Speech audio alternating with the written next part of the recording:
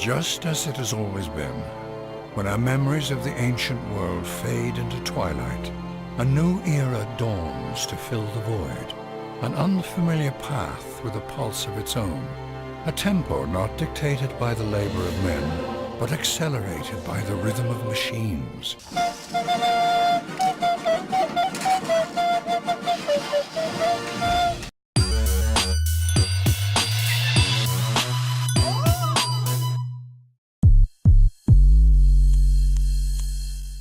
Sid Meier's Civilization V, a top-down strategy board game on steroids, is probably one of the most complex games I've ever taken to. Seriously, this game has so many parts and pieces to it, there's no way that I could ever cover every nitty-gritty detail with even an hour-long video. Nothing in this game is short. I mean, just look at all the different leaders you can be.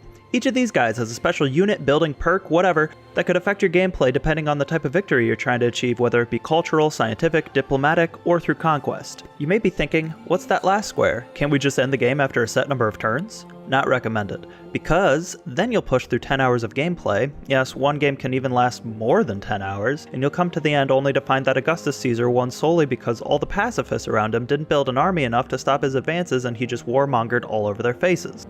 Suspension of belief is necessary in this game to a certain degree, as the leaders live throughout the entire expansion of your civilization, starting in 4000 BC to around 2050 AD, and I think even the devs know how ludicrous it could be for somebody like George Washington to finish the pyramids. But I think the charm of this game really comes into play as it reflects pieces of history that you would likely not be exposed to.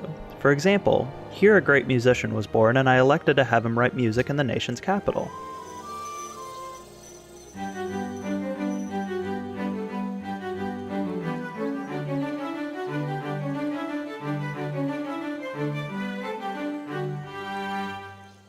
Never mind that my nation in this particular game is Morocco.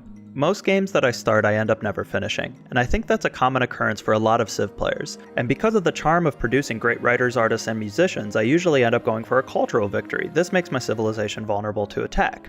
So when people do attack, it causes me to retaliate by building up a large army. And now that I'm a failed artist and I'm forced into a position where I must eradicate my enemies, I am... No! Stepping back a bit, let's look at the beginning of a Civ game. You're given settlers to found a city, and a starting unit to scout the lands and protect against barbarian hordes. Right off the bat, you choose what your city is going to make, and then always running in the background, you get your scientists to research the next piece of tech so that your cities can produce more sophisticated units and buildings, which in turn will eventually passively produce those great units that'll give your Civ boons depending on what facet of your Civ you're trying to improve, whether it be science, religion, economy, army, navy, culture, or production. Then you can expand out and start doing a land grab to get more resources, more population, and thus turning out more and more and more and more and more. Note that this is your Civ, so don't be pigeonholed into keeping the historic names that your civilization is known for. As you progress through the game, a narrator will come over and provide quotes from important historic figures pertaining to the milestones that you just hit. For example, when you first discover writing, He who destroys a good book kills reason itself. And then when you establish a great writer. Yet do not miss the moral, my good men. For St. Paul says all that's written well is written down some useful truth to tell. Then take the wheat and let the chaff lie still. Or even when you build a wonder. At the time, Danae was childless, and meaning to keep her so, King Acrisius shut her up in a bronze chamber to be constructed under the court of the palace. She was buried in this tomb, never to see the light again.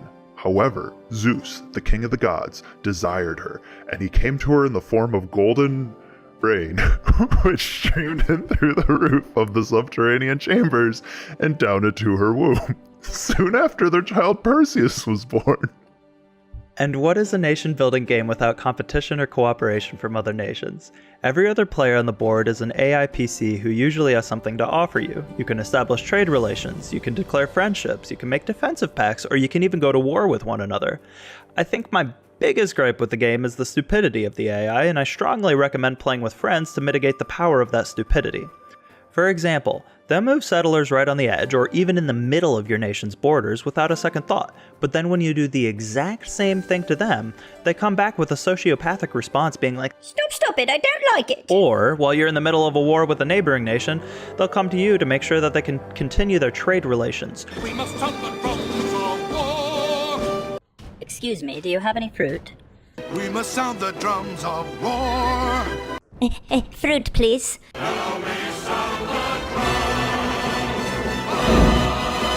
Fruit!